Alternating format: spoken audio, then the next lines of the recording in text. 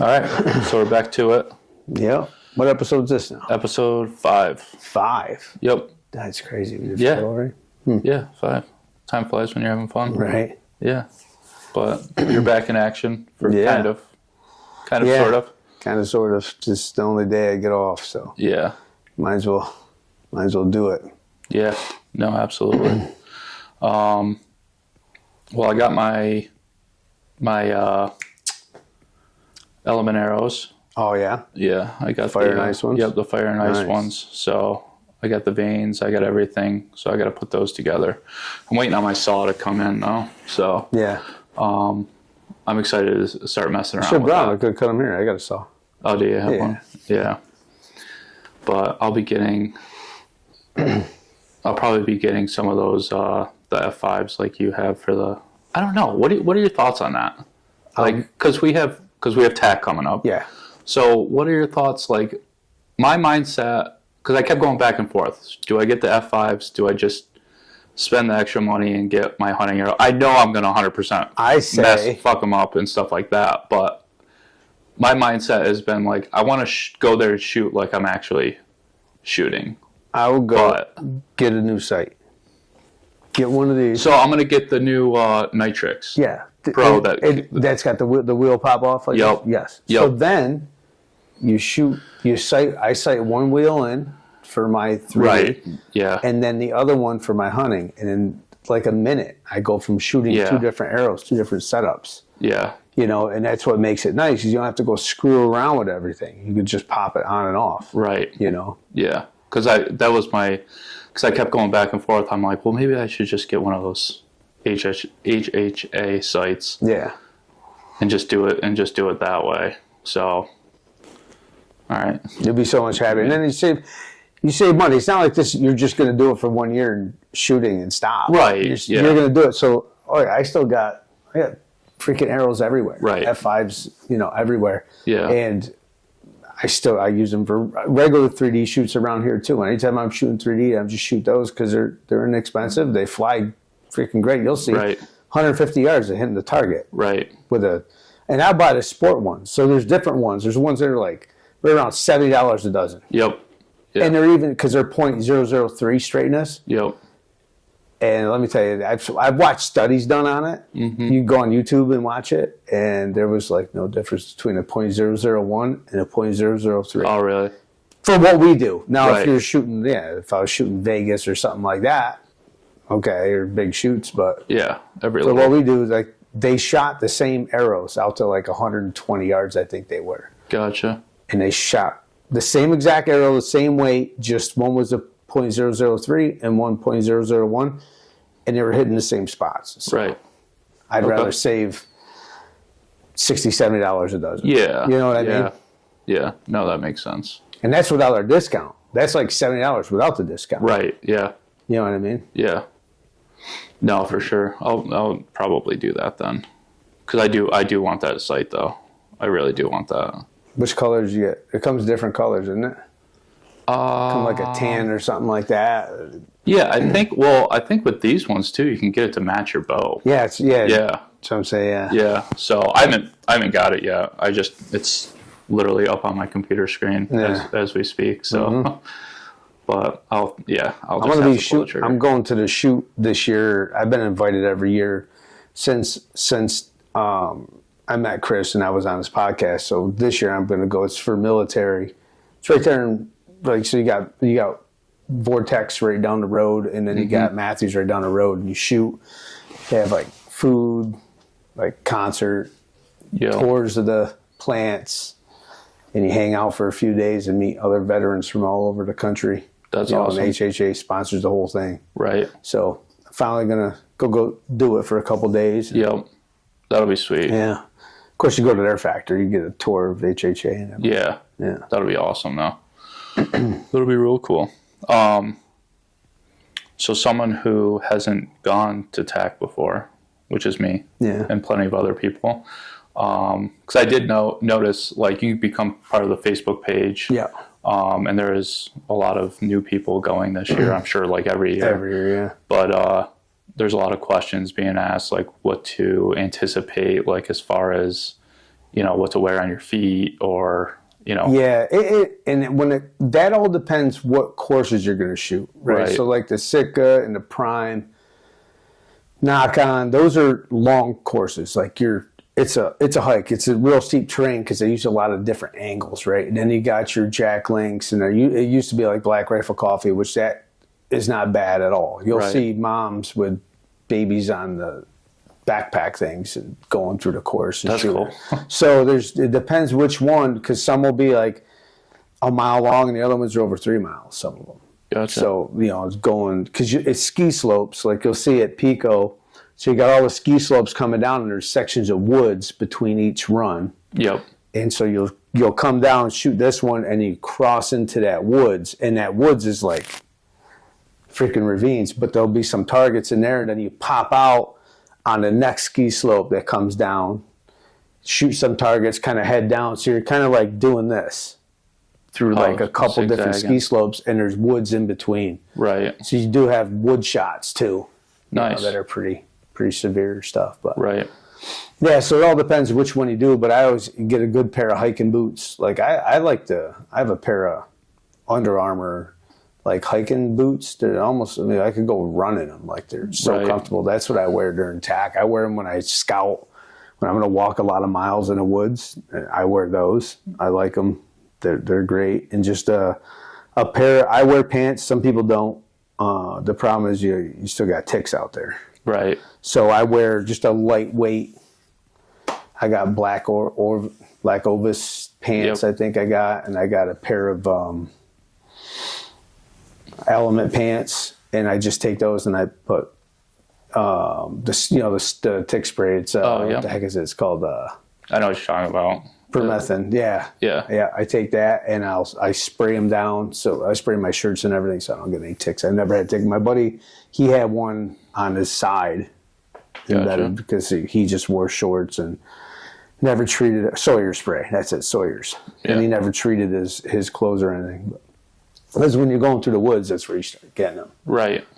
So, but yeah, so that a backpack, small bag. You don't need anything crazy. Okay. You'll see me sometimes. I'll have like weight in it. It'll be heavy, just for like a workout. Right. But you just need a little backpack just to put like water in, bug spray, some sunscreen, right? Stuff like that. Have a little. I recommend having a little medical. Like you could go to like Walgreens or Walmart and get that little medical kit. It's got Band-Aids. Gotcha. Throw that in there. I always bring like.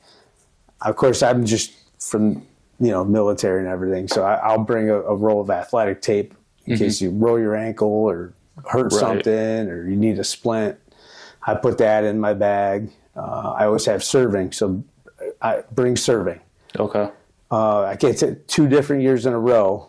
I had my buddies, their serving was coming loose on their peeps because the guy that served the peeps didn't do a good job. Gotcha. So I was able to have serving and fix the serving on their peep, so the peep didn't fall out. So between that and the amount of shooting that you're doing, probably. Yeah, and you're going through the woods, you know what I mean? And some people, when you carry your bow, it kills me. So when you'll see people carrying a bow like this by all the time by the string. Yeah. And I'm like, have it by the handle. Right. Because once you start pulling on their peep, right, you start torquing your peep. That peep moves a little bit, it throws everything off. Right. So I'll go to shoots and see them just like this, by the peep. Gotcha. I just carry it by the handle. But, but you'll see, it's good to get a backpack if you're doing the big ones. Like mine, I could put my bow on it. Yep. Well, you can even rig a regular backpack. I've rigged my buddy's backpack up. It's a regular freaking backpack to where he could put his bow on it. Because you're hiking, like the one you get off, you take 2 different lifts to get there. Like you take a lift up, you walk freaking forever all the way across. Then you got to walk all the way down to the bottom to hop on this other one that brings you all the way up to like the summit, to the very top of the mountain. Gotcha. So it's 2 different chairlifts, and you're walking for a ways. Right. And if you got to just carry your bow with you, like it kind of sucks. Yeah. And then when you're going downhill, it's like this. You're like, it's not easy walking. Right. Because I've seen, there's people every year that get hurt, You'll see medical flying up the mountain. Yeah. People that thought they could do it. It's like you go on Prime and Sitka, like you got to be in somewhat shape. Yep. You can't be, 67 years old or have bad knees or whatever and do it because it gets rugged. Right. You'll see when you go through the woods. I mean, there's times where there's a rope, and it's like a 10-foot drop like this, and you grab the rope and like freaking. Oh, gotcha. Yeah, like you're rappelling down this cliff to get down there, and that's what I'm saying. That's why you want a backpack with a bow on it. But that's Pico. But you go Seven Springs. It's not as drastic of, you know what I mean? It's steep and big. It's more open. It's a bigger ski slope where Pico is kind of a smaller one, but it's pretty rugged terrain. Gotcha. No, I'm excited for that. That'll be fun. Yeah, I recommend people get the lightest arrow you can, so your trajectory's flat. So you'll see people that are shooting, 500 grain arrows. They're hunting arrows, and the target's 50 yards, 60 yards in the woods, and you look up and there's hundreds of arrows in the trees. Right. Because of the arc. You know what I mean? So I try and get as flat. And then when I see that, I'll get down on my knees just in case, but I never. Right. I shoot a real light arrow, 80 pounds, and it's like a dart going through there. I don't have much of an arc, so I could clear brush. Right. But a lot of people don't think about that, what's up in the air. Like, it looks like the movie Robin Hood. They just launch arrows, or the 300 where they're just launching arrows. Yeah. That's what it's like, and you just see them, hundreds of them in the trees. It's because they're all like heavy, heavy arrows or real tall guys. Right. So sometimes you got to get down on your knees and make the shot, but you don't have to shoot from the cones. That's what makes it so much fun. Right. It's not a competition. You know what I mean? I'll shoot from the cone. I might bust everybody's chops if you don't. Right. But you can move wherever you want. You could go, like, if we're shooting, it's a 130-yard shot, and you don't feel go, and you're only comfortable up to 60. When we shoot, we'll walk up till we get 60. Right. You shoot, and we go pull arrows. There's no rules. You know what I mean? Yeah. Like, you could shoot anywhere. You don't have to shoot from the cone. Like, you'll sit at the cone, and you'll look, and it'll be almost impossible. You're like, man, I don't know if I get arrows through there. And you take one step to the left or right, it's wide open. Oh, okay. And, of course, what do my friends do? They're like, step to the right or left. They're like, there you no arrow. But I'll try, Yeah. But that's why I bring so many arrows with me. Right. Yeah. That's funny. There'll be some ball busting going on, I'm sure. Oh, yeah. Yeah, Bubba's going to be with us, so it'll be fun. Nice. Oh, really? Yeah. Oh, cool. Yeah. Nice. Yeah. I can't wait to meet that dude. I want to hear his stories. Okay. So nothing super crazy, because I see on there too, like, some people get like very, very involved and in depth and stuff like that. Yeah. So, okay. Yeah, and just to do the harder courses, the real long shots. Yeah, you can't have like torn meniscuses and stuff like that. You got to have somewhat balance. People fall, it gets muddy. Some spots, and most of the people that get hurt is because they fell. Gotcha. They fell going between the, like I said, that woods between. They fall in there. There's rocks everywhere, but it's like you're going on a freaking Western hunt, man. You're going. It's like this, and then all of a sudden there's just a target. You see it. Sometimes you just see a cone, and you're like, "Where's the freaking target at?" And they'll have a little like a pink ribbon next to the target, so you got to look for that pink ribbon. Sometimes you see the pink ribbon, and you're like, "What is it?" You get the binoculars up, and it's 70 yards through the timber, and it's a woodchuck or something. Oh, it's right. Like a rabbit. Yep. Like, it's only like this big, and Jesus. It's all around rocks. Right. There's rocks all around it. So, but it's fun. Yeah. No, I'm already anticipating losing some arrows, so I'm not worried about that part. But it'll be good though, because I think, like you said before, though, you're practicing at that yardage, trying to fine tune and hold super steady. I mean, when it comes hunting season, 30 yards and under is a breeze. It's easy. My buddy last year, the year before, he got back in archery. I got him into shooting. We went to TAC, and we're practicing in his house, shooting 100 yards all the time. Yep. And I bring him with me. I put him in a spot where I had you. Yep. Where you shot that doe. Yep. There. And a 10-pointer came out. He missed it the first shot, but the second shot, it was like, I want to say it was like 56 yards or something like that. And he shot and he drilled it. And like first thing he did was thank me because he goes, I would have never took that shot in a million years. Right. I mean, he 10-graded it. You know what I mean? Yeah. So it's just the confidence you get from doing it. Yeah. Like you're shooting 100, 120 yards. A 50-yard shot it's not hard. Right. You know? Yeah. I still try to stay in the 30 range. Yeah, you try to, but you know. Yeah, but if you need to and you're confident at it. I'm confident a deer's sitting there. 60-yard shot. Like I've done it. Right. You know? Yeah. Okay. Cool. It depends how the deer's acting, right? Well, right. I'm not going to go and stop him, and now I'm not going to take that shot at 50 yards. Right. You know, if it's just sitting there feeding, you know, calm, then I'm going to shoot. But it's just different. You gotta learn how to read the deer. You know what I mean? How they're acting. Yep. Is a big part of how people lose them. Right. You know, I see so many times on a video they're taking, a 30-yard shot and they go, and deer stops them and they shoot the freaking deer duck so far and they hit him right in the backstrap. Yeah. Or they miss him. Right. You know. Yeah. No, for sure. For sure. Well, that'll be good. So is our plan to get out there the day before? Yeah. Night before, something like that? Yeah, we'll get up there the night before, go to Airbnb. Yep. Stay there. And shoot a little bit. Yeah. Yeah. We've done that a bunch of times. Like the one Airbnb, I don't even think you're supposed to shoot there, but right. I went and knocked on all the doors. It was because it's off season, right? Nobody's in their condos. Oh, right. Yeah. So I went and knocked all the doors. There's no cars, so I'm like, I'm shooting in the back. Yeah. The target. There's no houses around. It's just the back of the condos, and it's like 20 yards along, and then it's just woods, just freaking woods. So there's a lane in the woods, and we just put the target in there, and we're shooting from our sliding glass door. Yeah. You know, right across the yard through the woods. Right. Yeah, it's fun. Perfect. No, that'll be good. Then meet up with some people too, and yeah. There's gonna be a few people there. We're gonna meet. I know when we go to Pennsylvania, I'm gonna try shooting with the Bow Disciple people. Yep. Like I've been talking to them, and we're trying to get something.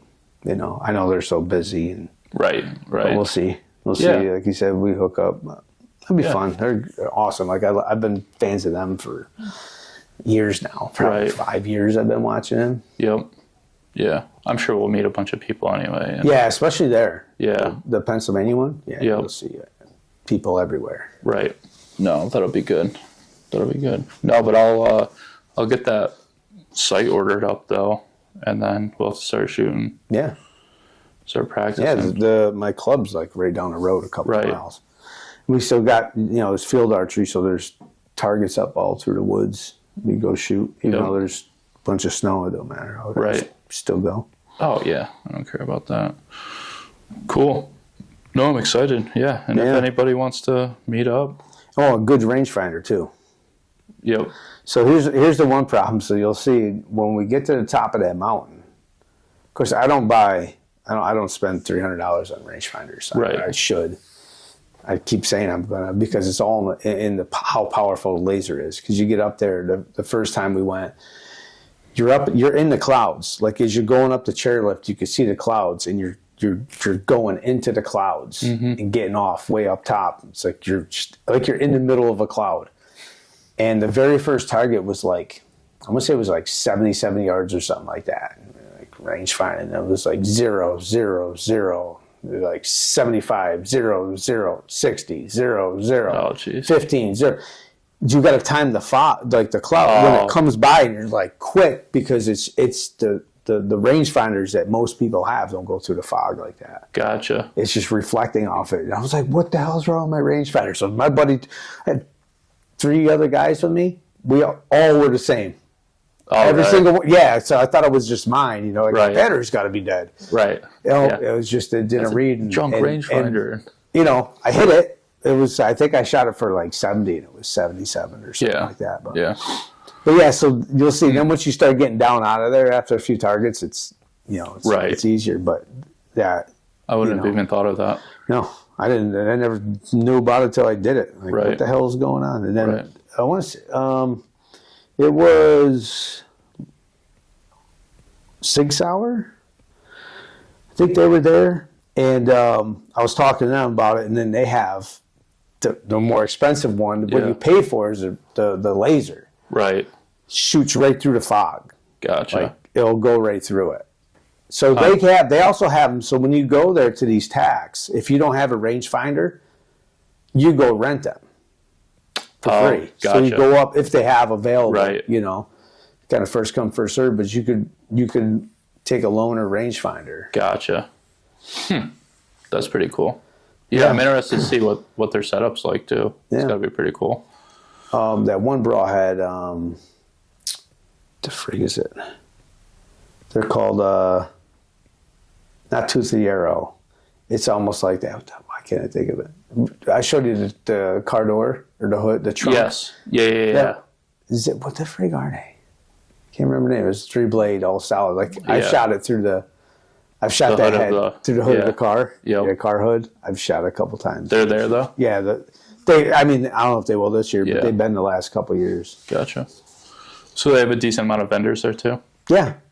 Yeah, especially PA's even bigger. Yeah. That's like one of the largest ones. Oh, really? I think it's PA and the one in Montana are the two top. Like you saw how it sold out.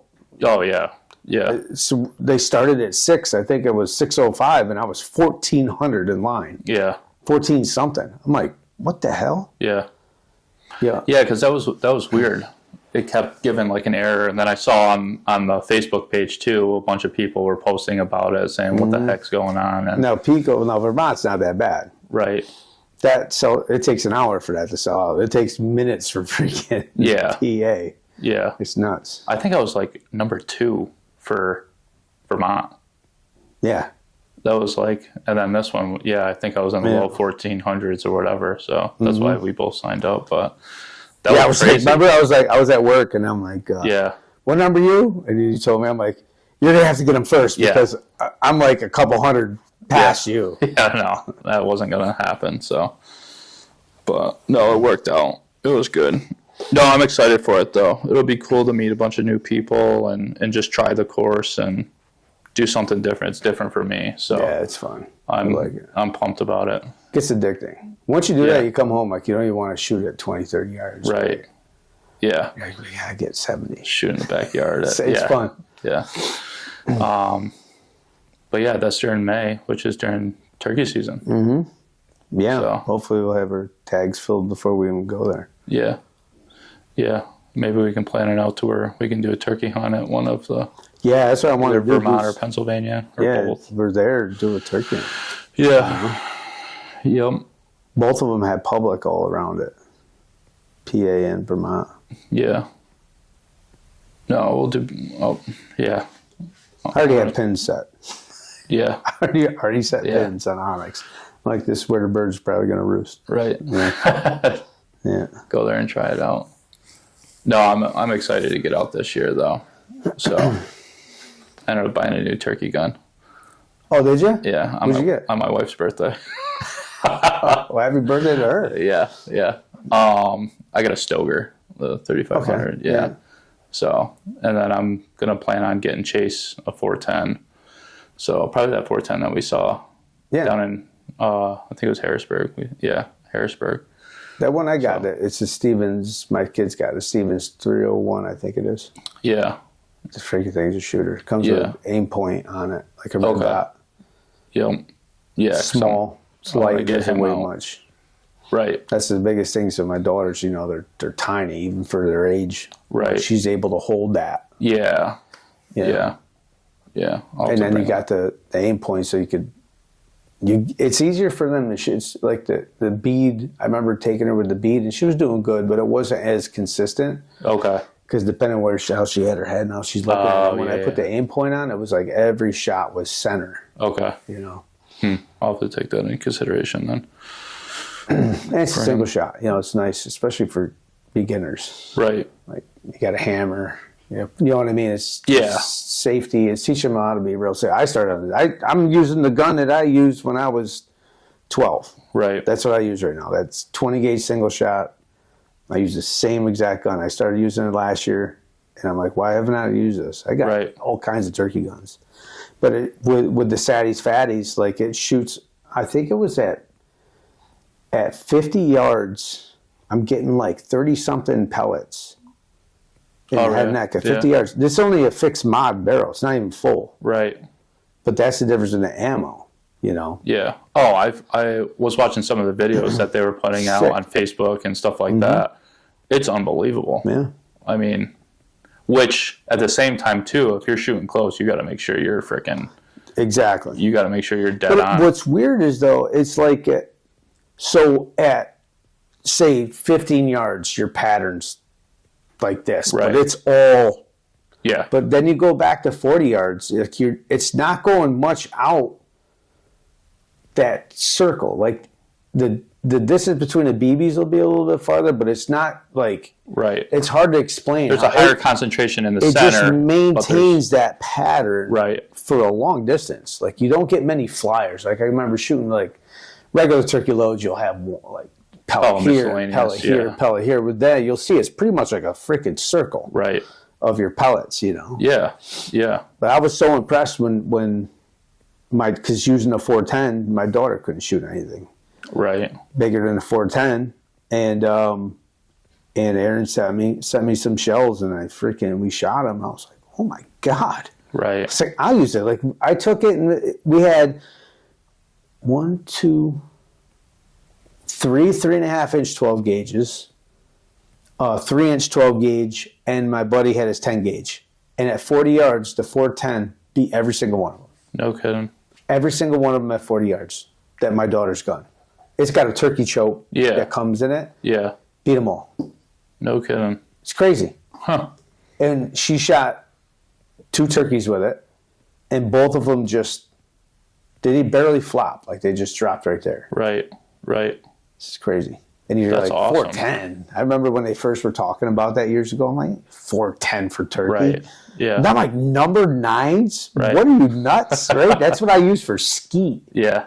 But it's different. That number 9 is heavier than like a number 4. It's like the way it retains its weight or whatever. Gotcha. And then it's such a small surface area.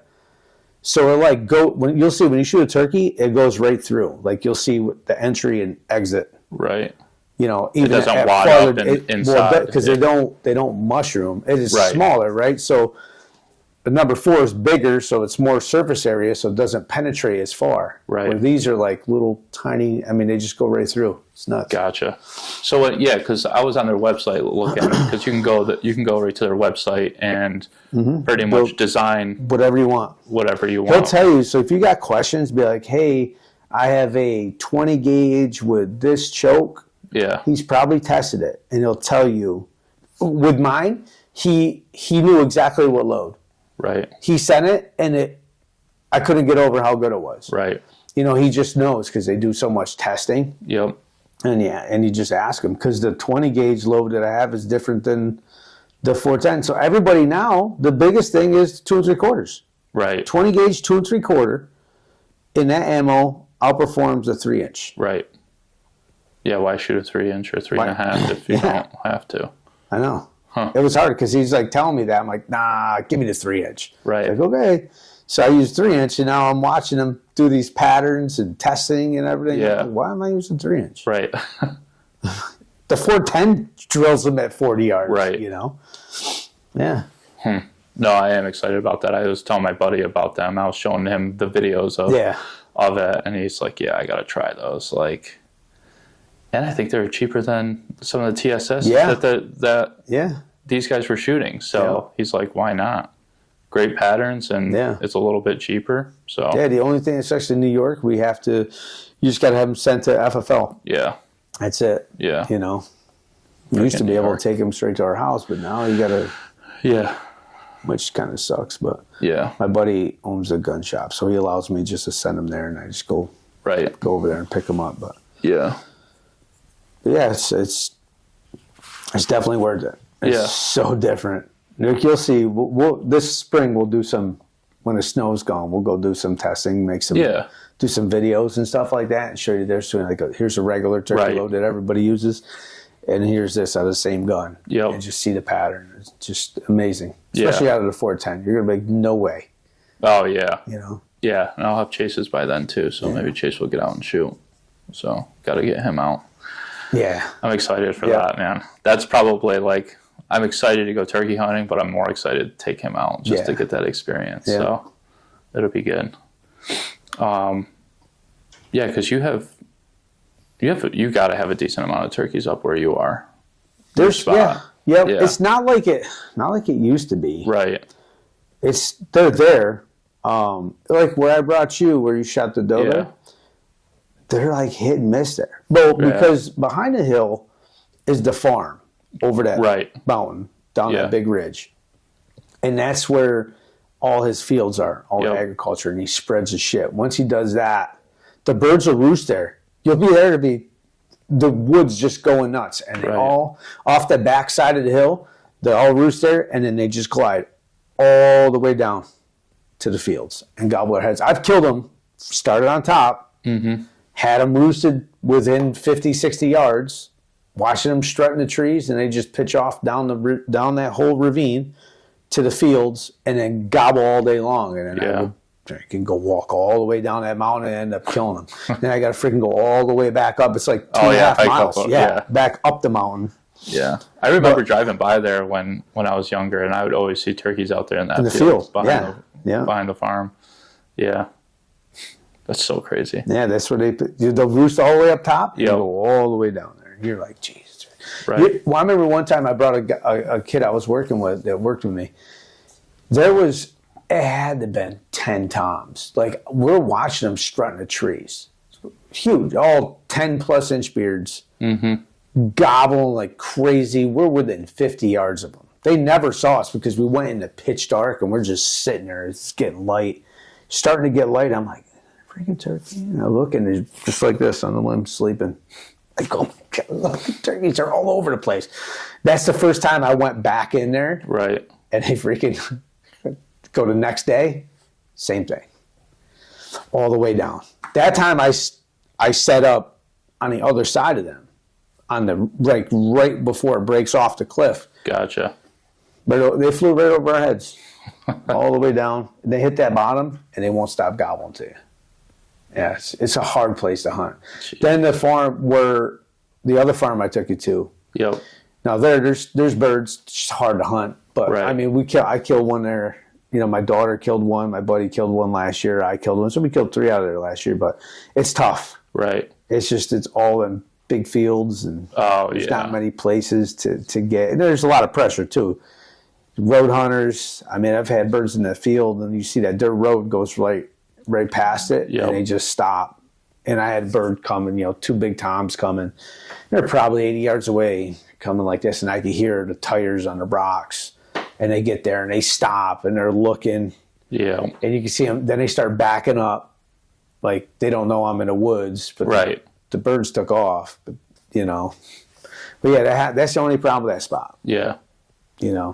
If they're the backfield over the top, because they don't, it's kind of hidden from the road. Right. But they like that field right there that we're in. I mean, everything does. I don't know whatever's in that field. It's the same as the field in the back. You think that back one, especially deer, it's hidden. You can't see the road or nothing. Like, it's just hidden, huge field.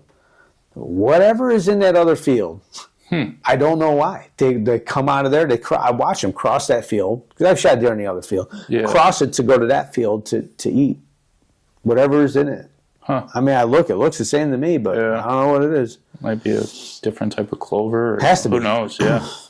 But yeah, it's just always odd. That's why I have the stand I put you in. Yeah. That's why that's just right in that corner. Whatever's in that corner, they like. Yeah. That's interesting. Yeah. Yeah. I've been. Oh gosh. I talk about deer hunting all day long, but yeah, that's why I started to mess around with my property too. But is there turkeys on that? Yeah, actually, there is a decent amount, but they're all younger right now. Yeah, I haven't seen too much. There'll be a bunch of jakes there this year, but nothing with age to it, nothing with length to it. They'll show up. Yeah, they'll end up coming, but in a year or two, like, we'll have a good amount of birds. Yeah. They're always there. So that's why I'm leaving a portion of. I have about 4 acres of field, and I'm leaving a portion of that open, just natural the food plot next to it. I'm putting corn up above to kind of, one to have, security, because it'll be between like the camp and the woods. So, and then have something for them in late season. But hopefully that'll kind of hold everything together there, turkeys and the deer. But we'll see. There's 2 farms, pretty much, actually 3 farms next to me, so they have a ton of field. There's a ton of turkeys over there, so I gotta so I gotta get over there and start talking to those farmers. I've met a couple of them already, and they're great people, of course, but I don't think a lot of people do turkey hunting out that way. I mean, I was talking with Zach about it on the last podcast. There's like a few people that kind of do it religiously, but there's no one that does it like which I'm okay with. But there's a decent amount of birds out there. So I used to have my buddy had it. We had a good spot in Vernon. Okay. Not far from like Delta Lake. Yep. Dude, that place, I've never seen anything like it. The birds. Oh, really? So he owned this guy that he used to work with my buddy. He owned, I don't know, I want to say maybe 20 acres. Wasn't much. Had one little field in it. But then across the road is all these like $1 million houses. They're spread out. They all probably have 2-3 acres apiece. Yep. Well, they all feed the turkeys. Dude, I'm talking turkeys and beards are dragging. Like, he took me down the road. He was telling me before we hunted it. I'm like, get the hell out. We drive down there, and you should just see these toms. Like, it's unbelievable. But to get them to cross the road is tough. Right. So the first time we hunted there, we're in the back, started at the house, work our way around, and I got one gobbling over by the houses. Like, I could see the blacktop roads probably 100 yards from me. Mm-hmm. And I'm on this dirt plowed field. There's one little like cedar tree that I'm sitting on. Now Bubba's on the other side because they could cross. There's another strip field on that side, so he's sitting there because we don't know where it's going to come. I said go over there. He's like one of the 2 ways. And I'm calling. I'm getting real aggressive. I remember saying for like probably a half hour. I mean, he's gobbling at everything. All of a sudden, I just glance in the road. I'm like, what's that? Oh, it's him strutting in the center line of the road, just strutting. I'm like, I have no decoys or nothing. I'm like, oh my God, like huge Tom just sitting there strutting in the road. I'm like, it's a car gonna come? Right. So I lean back, because I have my mouth calling, and I start cutting like this. He comes on a dead run. I remember it was wet and they just plowed it. So as he's running, the mud is packing up and he's having a hard time. It looks like he has mittens on by the time he gets to me. And he's like this fast. I get the gun up. He's going this fast. All of a sudden, boom, I smoked him. But yeah, he was in the freaking road. And then we go back the next year. We would go youth season when Bubba's younger cousin was old enough to hunt. Bring him there. This time we're in a blind. All the birds across the road again at the houses. I called in 2 different flocks. The first flock came out in front of us, and they were probably 40, 50 yards. And I'm like, no, I don't want them to shoot. All big toms. Yeah. Like, I got it all on video. A whole bunch of them come around. He's just, I'm like, no. I was like, wait, because there's more gobbling. Right. Freaking another flock comes. They come up like this. They're going to come right to us, and they go around behind us. I actually unzipped the back of the blind, and then we turned it all around, and they freaking come out. It was like maybe 25 yards, and he's a huge Tom, 11-inch beard, big, huge thing. First time shooting at a turkey, drops it. Then after he shoots it, I got all the footage. He shoots it, and then there was 5 toms. So he shoots one of them. 4 of them run a little bit, and they come right back. And just like you see in the videos, beating the shit out of it. Like they're all beating it up. Nice I'm double. calling, and they would all gobble. And then while I'm doing that, there was more back there gobbling. But we only got one youth guy. Right. A kid, you go and shoot one bird. Yeah. But yeah, that was really good for that. I don't know whatever happened to that. I haven't talked to them guys in a long time. But that was, and then there's another spot I have up Catskill. Was a guy I worked with. Like that's, dude. I remember the first time going there. He's like, oh, I think there's turkeys there. I walk in and I'm looking in the woods. I'm like, his name is Russ. I'm like, Russ, this is turkeys. It looks like you took a rototiller in the woods. Oh, like the leaves. Scratching up, yeah. I've never seen anything like it. Right. Like the first day hunting there, I killed one and he killed one. I called in 2 different flocks in the woods. Like there's a field here and there's just a strip of woods and we're in that woods. And then every year, I've killed turkeys there. Every year, he's killed turkeys there every year. There's just birds everywhere. Right. Everywhere. Right. It's just, I wish I want to go like, Russ, let me hunt it.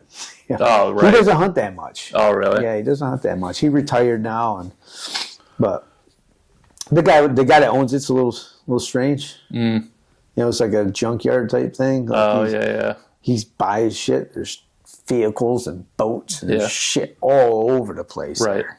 But he owns this nice section of woods, nice big hayfield. There's no agriculture there or anything. It's just hayfield. Yeah. Gets hayed.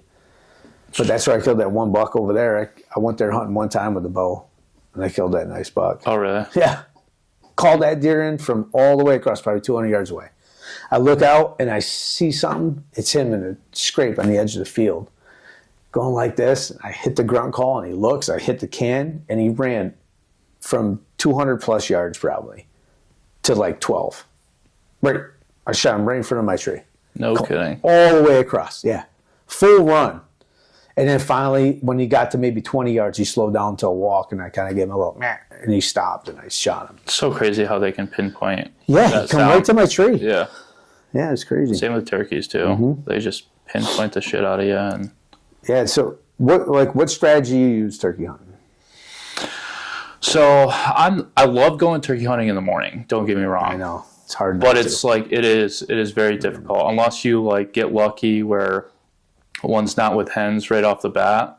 I mean, it's tough. But wherever they are, I always try to. I haven't been good about scouting religiously for the turkeys like weeks in advance, which this year I'm gonna do a lot more of. But instead of where they are, figuring out where they're going. That's the biggest thing. And kind of cutting them off, or it's almost like deer hunting them. Yeah, exactly. Like I've got some big ones I killed. I never even called. I just knew. I called him so many times and had him do. He's the one that would fly down. Yep. All by himself. There's no hens. Right. I'm within 60 yards of him. He'd fly down and just slowly walk away and gobble all day long. Right. All day long. Any call you throw. And he did it a second time. Well, the third time, I put my buddy there. I went all the way down to where he would go. And I told him to keep calling. As he's calling, the bird's coming to me, gobbling. Right. And I'm getting up, running from tree to tree because he's going this way. He's going this way. And then finally, I shot him standing up. I was leaning against a tree, waiting for him to gobble. Then my buddy, I could faintly hear him calling. He goes, "Boo," and I look, and he's just coming right there. And as soon as he went behind I was standing up. As soon as he went behind the tree, I picked the gun up. It was like 15 yards away, and I took his head off. No kidding. Huge time. We hunted that bird for like 2 years. Right. And I just needed another person. Because you would call, he'd answer you, but he would just walk away. He's one of them toms that the hens have to go to him. He's just been hunted so much. Probably, you know? Yeah. I killed it, never making one call. Yeah. My buddy was doing the calling. Right. So there's a lot of different ways to do it. For sure. I've killed them, a bunch of them, in the morning, fly down, the hens fly down. But the majority of them, like that 10 o'clock, 11 o'clock time when the hens go lay on the nest. Yep. And they start gobbling again. But the thing is, it's tough getting in there where I hunt. So a lot of times I start off in the morning because it gets me through the fields into the timber. Right. Then from there, a lot of times don't kill the birds at 10, 11 o'clock. Right. Because you can't get to them. Like if you go later, there's the way that the access is, you can't get in there. You got to go through the field. And there's logging roads in the woods that they scratch on. But when you're on, you see where we were. If you're on that logging road, you look out, you see everything. Yeah, right. So the birds are in there. So it's just you got to get in there initially. Right. And then hope they're whatever side they're roosted on, and I move in the woods. I go in deep, and I'll just they'll be out by the fields. And then eventually by 10, 11 o'clock, I get one to come through. Yeah. Yeah. No, I know it is a little bit tough, but they have pretty similar habits as far as like where they're leaving from is more than likely where they're going to be going back to. Yeah. At the end of the day, but unfortunately we can only hunt until noon. Yeah. So, but yeah, that's why I just like to do my best in setting up where they're going to go. So that way, again, no matter what the situation is, if they're henned up or if they're not, like, you're in a better situation than you are. Not saying that you can't kill them being right underneath them, but it's just tough. Kind of like what Phil Culpepper said. Remember, you asked me the question. How many times? I was like, probably 5% or 5%. And he's like, 5-10% of the time you kill a bird first thing in the morning. Right. That's it. Out of all the turkey hunts you go on, it's only about 5-10% of them are killed like that. It's true. I kill all mine. At least 90% of them, I'll walk. I'll sit there. I'll come to the spot. I'll sit down for 10 minutes. I'll call. Nothing. I get up, go 50 yards. Sit down. Call, get up, go 50 yards, sit down. I'll do this whole thing. I'll do it 2 different circles through the woods 2 different times. And I can't tell you 90% of the time, and when I do get a gobble, it's where I already started. Right. And I was already here. He came in silent, and all of a sudden he hears you going away like a hen leaving, and he just can't stop. And he went from having a bird make 0 gobble. That bird was there in the morning because I was there. Right. Not a turkey gobbled from the tree. Nothing. Right. He just didn't gobble. None of them did. But I got that bird to gobble from me walking away. Like he's like, all right, I'm coming, don't leave type of thing. And I sit down and my daughter's last year. That's exactly what happened. That was 11:30 when she shot that. We're walking. I hit a call. He gobbled. We sat down and then came in. Right. And we already went past him. Well, way past him, got up to the top, he gobbled, we came halfway back, set up, and he come up over the hill. Right. And I went that far down because we could only hunt till noon. If I had more time, I would have just probably stayed up top, but I was like sitting there contemplating, I don't want to, is he running in? Because I've done that where you're going to set up and you scare him, you're like, shit, I should just stayed right here. But so we took off down there on the edge of the power line, and he came right up over, and she shot him. But that's my best tactic. I tell a lot of people, a couple of my buddies do it now, and that's these walk and call. I mean, there's a log road that goes all the way around this one property. It's probably a mile and a half, like around. I've done it 2 times, and on the second time around, got a bird to gobble. I killed him. Yeah. The whole first lap and a half, not a gobble. Right. That's how I killed my first turkey in Maine. Same thing. When I was stationed there, it was the first year turkey open. I said, is there any turkeys back there? They're like, oh, we saw one time, one time in a gravel pit. So I go all the way up top because I snowmobiled up there and stuff. And I was like, oh, there's a big hardwood flat up top. So I go all the way up there, call. There's not a gobble. 0. I'm walking back down. I get halfway down the hill. I call, bird gobbled right up where I was. I ran in the woods. As soon as I sit down, I pick my head up, and I just see this redhead flying through the woods. And I shot him. I was in the woods hour. All right. No gobbles from the roost. 0. And then every year I was there 3 years and just killed birds. It was so easy. Because they'd never been hunted. Right. Yeah. Now, like New York, I remember when I was young, you didn't know what way to turn. It's like birds are gobbling over here. You would hit the crow call or owl hoot, and the whole woods will light up. Now, hit the crow call, owl hoot, whatever. There's 0 gobbles, and all of a sudden you're sitting there, and 5 minutes before, like the first 5 minutes of light, you hear, bah! Yep. I freaking threw every call at them, but they just Crazy. I don't know if they got used to it. I don't know what it is, but they just don't. Locator calls don't. Now I don't even do it really. Right. I know about where they roost. I just go in really early.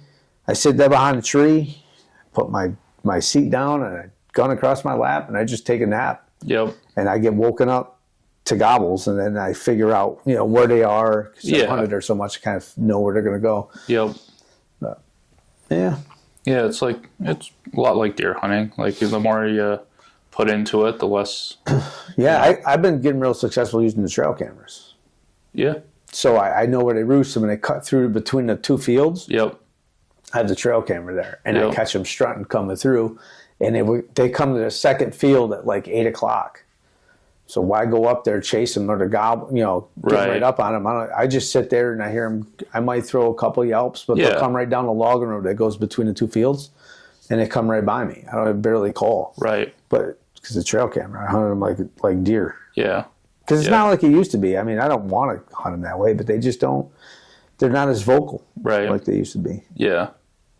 No, I've learned so much about, even more about like turkey hunting and just like stuff that I never like picked up on. Because again, I didn't grow up with anyone turkey hunting. Like I think I was the only one in my family that turkey hunted. Like there wasn't anybody that turkey hunted. So like I'm still trying to figure some stuff out here and there. But even just like when you don't know and you're going into a set of woods, like I grew up doing it, and a couple of my buddies used to do it too, but they'd instantly whip out a box call and just start ripping yelps. And of course, box call is like one of the louder calls that I use when I walk around. That you can do, but you know, talking to these guys that have a ton of experience and do it for a living, starting off with soft calling and then working your way up, because you don't know if a bird's 50 yards away. Depends what you're doing. If I sat in a spot for 2 hours this morning calling. Oh yeah. I get up. I use the box call because I'll get them to gobble. I can hear them when they gobble on the other side of the road, and I killed them. You know where we parked?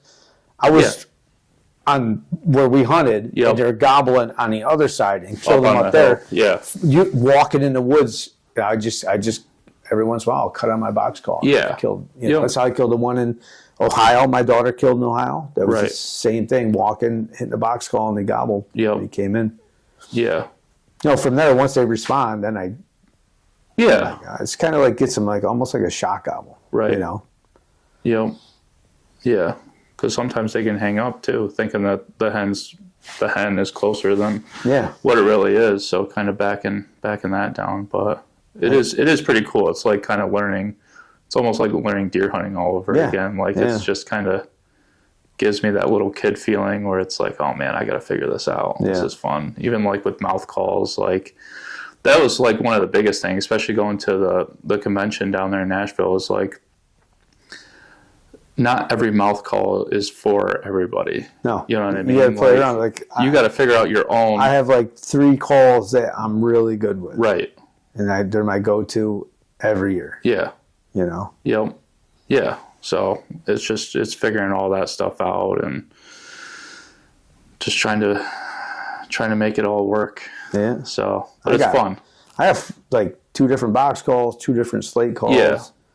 A glass call, a slate call, and I got probably 6, 7 mouth calls. I'm always changing. Yeah. You know. Yeah. There's times I'll have the bird, he'll be gobbling, coming in, and all of a sudden he stops. I'm calling, there's nothing. I change calls, and the first call off that new call, he freaking gobbles. Yep. You know? So you learn after a while. There's all different methods. Same thing as turkey hunting or deer hunting.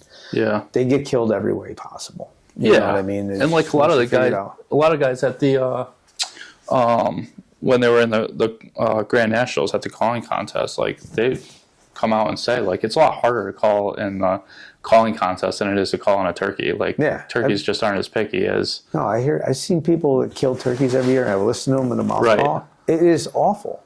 Yeah. And I'm just like, I don't even know how you call a bird in, but he does. Well, not for nothing. Like, not to throw shade at Lee Ellis, but I heard him calling the other day. Oh, did you? And it was like, I mean, he was calling birds in. Like, he's not. Yeah, I've heard a lot of people call it. But I've heard him call. I'm like, man, like. I've watched a lot of turkey videos. I listen to them. I'm like, what are they doing? But hey, it works. Yeah.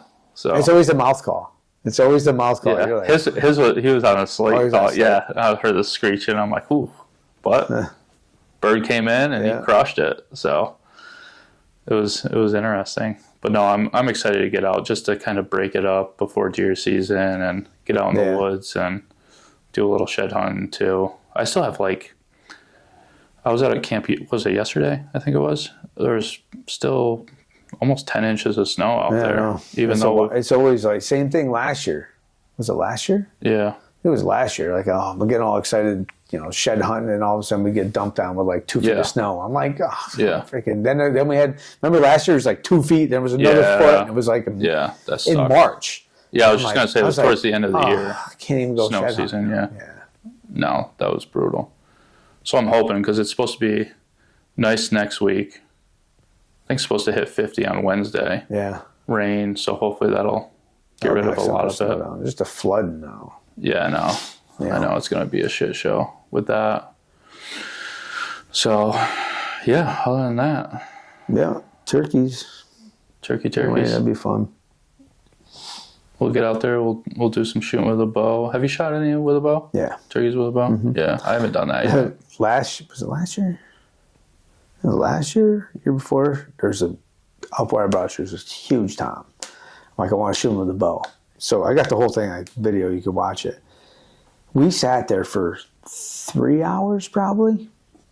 Just wouldn't come in. He's up on a hedgerow, he's that way, and he's with hens, and then he was coming in, and there's these 5 jakes, I call them the gangsters, because no matter when a tom's coming in, they come.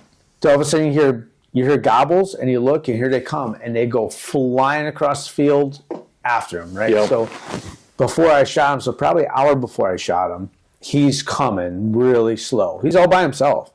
He's coming really slow, and he's probably out to about 70, and all of a sudden I hear a gobble behind me, and I look out because we're in a blind, I'm on the bow. I look out the window, and there's some freaking jakes. As soon as he saw them, they came out. They were 10 yards from me. Yeah. He saw them, he turned around and just sprinted across into the other, there's a hedgerow and there's the other property up there, and he went in them fields.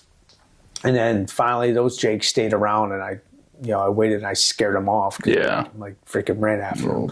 Bastard. So then after, we go back in the blind, after I scared them, they ran down towards the house, towards the farm, that way. So I'm like, good, they didn't go that way. So then all of a sudden I'm calling. There's no gobbles. My buddy unzips the side. He's the one filming. He unzips the side like this. He goes, he's right there. I'm like, shut up, right? Because we always played trick. Right. Oh, yeah. He's like, I'm telling you, he's right there. I get up and I look out, and he's full strut, about 50 yards. Coming, we're right on the edge of the woods, and he's coming right down the edge of the woods. Then he turns, and I start calling. And the decoys are over here, and he freaking flying, running. Pull the bow back, and I could shoot him right here. And he gets to the decoy, and then he turns, goes around the decoy, because I had a jake and a hen. And he goes around the 3/4 strut jake, goes around it. And now, so I was perfect here, and then he went around it. So I'm like this, and he's only like 15 yards. I shoot.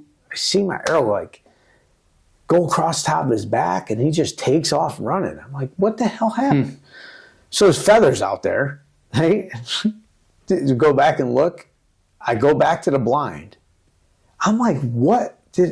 I don't understand. I hit something. So my buddy says, yeah, the blind shook. I'm like, I hit my limb? I said, no way I hit my limb. And I'm looking, and there's 2 the cross the braces, yeah. Dude, my bra head hit it. It's got a cut, like you got a knife, and went like that. So the blade, because I'm here like this, right, and the arrow's down here, yeah. And I was perfect like this, but when he did that loop, I turned. Now I brought my arrow is right even with the thing. Yep. Son of a bitch. I was so pissed. So pissed. That's the worst. Yeah, that was 3 years after that turkey. Yeah. God. I'll get them this year. But yeah, I've shot a bunch of them with the bow. Yeah. Yeah. In the spring, I shot 3, maybe 4 in the spring. But I've killed tons during deer season. Oh, yeah. Yeah, because you can shoot. It's open. I've shot them, out of my tree stand. Right. I always had my mouth call in my pocket. Yep. Deer. Yep. We should get some people together to do some turkey hunting. Yeah. Kind of split up in groups, or do teams or something fun just to mess around. It's just, man, I wish we had some public around here that's got turkeys on. There's really none over here. Yeah. I mean, even back home, there's not. By my camp, there's a ton. Yeah. There's like. We'll have to scout it out. That'd be cool, Yeah, there's like 3,500 acres or more. I'm supposed to have a turkey camp this spring with the kids, with Aaron Satterfield. Gotcha. Fatties in either Ohio, and he's got spots he's originally from West Virginia. He's got spots in West Virginia too. So I was talking to him on the phone the other day, and we're not sure what state, but because his kid's still youth, his son. Oh, okay. Yeah, so we'll. But either way, just getting out there and again another good relationship builder and just have fun. Yeah. But that would be cool. To kind of do like a teams thing and that'd be cool. Just break balls and see what happens. Yeah, so I wish I lived next to like Allegheny National Forest. I wish we had spots like that. Yep. Because then there's thousands of acres you can split up everywhere. Yeah. Just around here, we've got small pieces of public, and there's not many birds around here. No, me and my buddy will be doing a ton of scouting up on mine. So if we get some good results out there, I'll let you know, and we can do something like that. Even if there's other, sections of woods, as long as we stay in the same camp and venture out. Oh yeah, you know what I mean? Yeah, because where my camp is, I literally there's a ton of state land, pretty much literally that surrounds it. Yeah. So there's kind of like different parcels. So some of the parcels back up to some farmland, which obviously will be good. So that's what we were looking at on Onyx there. So there is a decent amount of good property that has potential there, but I haven't scouted it or seen what's there. So I used to go. The thing that sucks is it only goes till noon. Like you go out there and you only hunt noon, and then you got to wait all the way to the next morning. Yeah. So I used to go trout fishing. I was. Yep. I always bring my pole and fish. Or turkey hunt in the morning and go hit the trout stream the rest of the day. Yep. Do something like that. Yeah. No, it'll be good. It'll be fun. Something. Sometimes there's 3D shoots. I've done that a few times where we went turkey hunting and we left the woods at because there's registrations usually over at noon. So we'll leave the woods at 10:30, 11. Gotcha. Go down there and shoot a 3D shoot. Yeah. Options open then. Yeah. We'll figure it out. So or we go shoot it first at 7 a.m. Oh yeah, and then hit it at prime time. And then go up to the woods at prime time. Do that too. Yeah. Yeah, it'd be fun. There's a couple I do too that are night shoots at nighttime. Oh really? You're allowed one flashlight. You can put it on your bow wherever you want. Yep. It's fun. I've never done that before. Yeah. Oh, that'll be cool. Cool. Yeah, man. What else? That's about it. Yeah. Other than work, I gotta drive. We get almost 5 hours tomorrow. Yeah. You look like you were put through the ringer. You're tired. You're tired, man. Yeah. I don't blame you. If everybody's watching the news, you know what I'm talking about. But yeah. No, that's crazy. Well, hopefully it gets back to normal. And hopefully there comes some kind of agreement with the contracts and stuff like that. Yeah. And the governor, she, I don't know what she's thinking.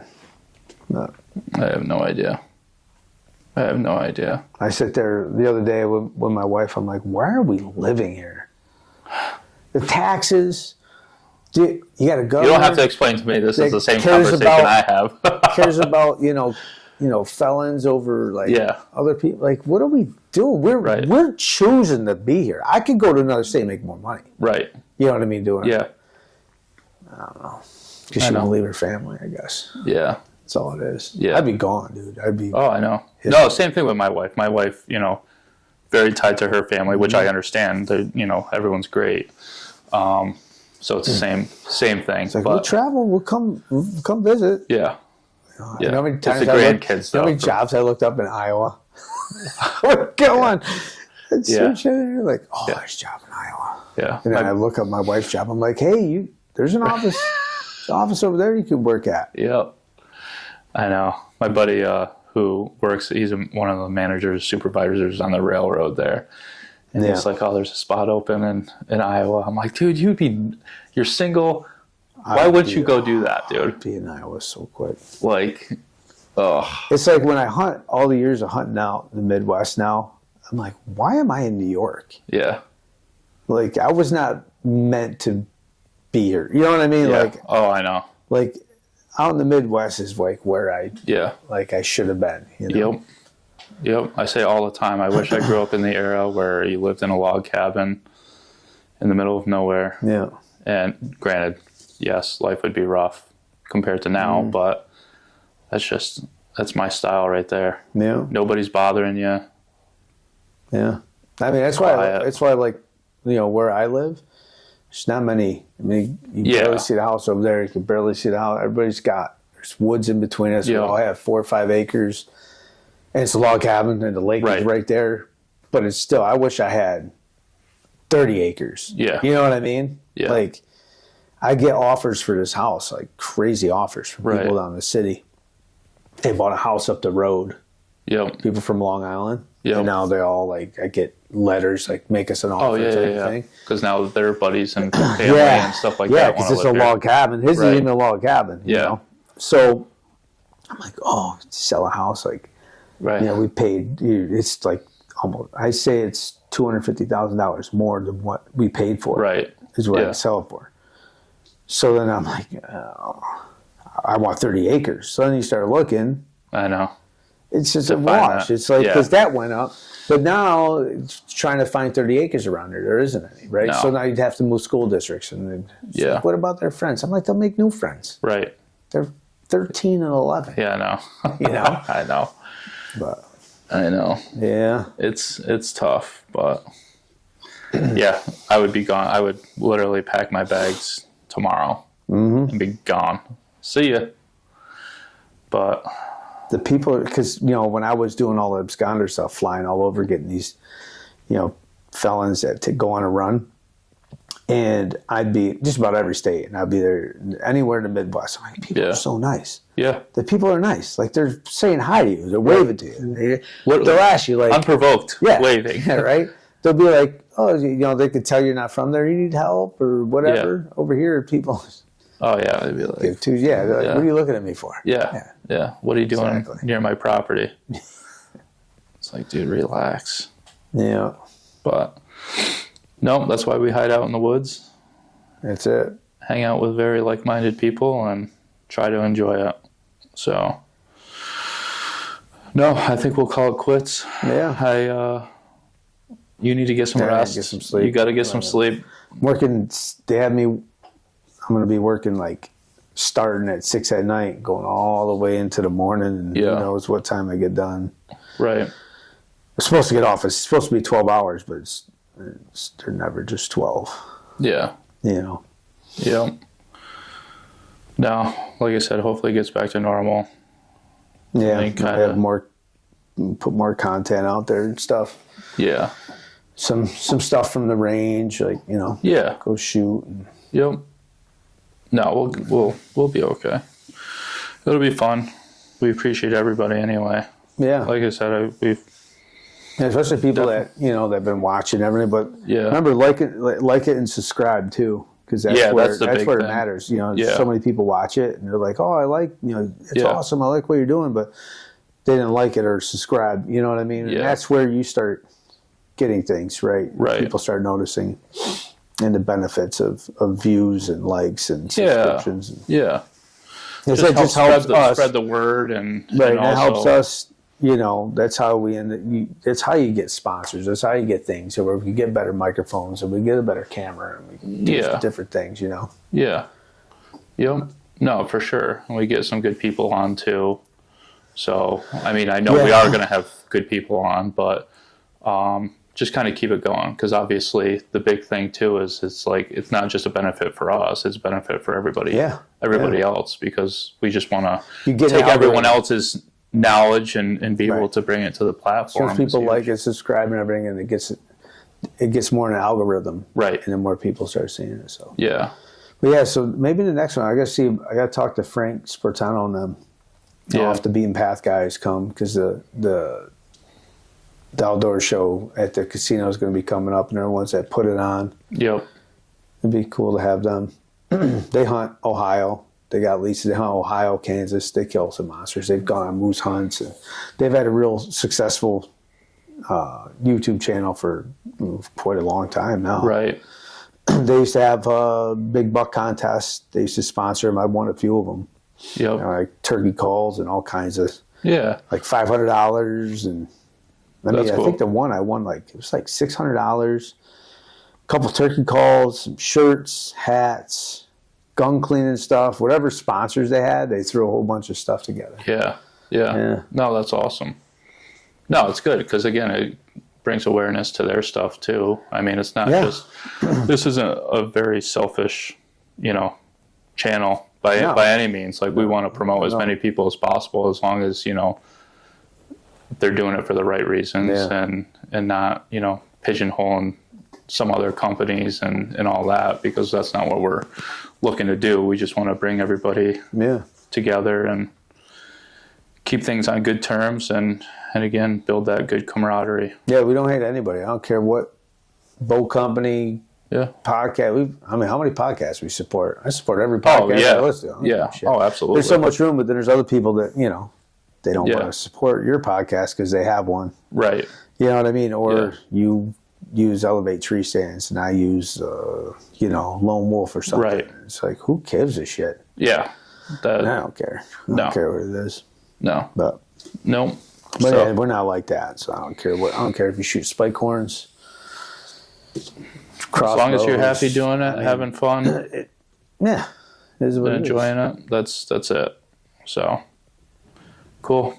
We'll let you get some sleep, and we'll get back together next weekend. All right. All right, brother. Yep. Peace.